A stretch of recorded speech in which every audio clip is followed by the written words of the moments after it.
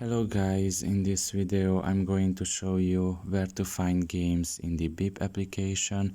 The first thing you need to do is enter the app.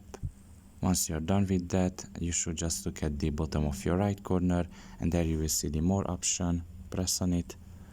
And here in this page you should select the third option, which is games. And you will be transferred to the Game Center page, and here you will be able to find a lot of games. Now these games are pretty simple, it doesn't require you any kind of learning or any complicated things. Basically you can easily learn them. I have checked out one myself.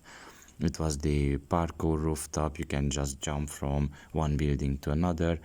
So yeah, essentially this is all about it. I hope this video was helpful to you. Thank you for listening and see you next time. Bye bye.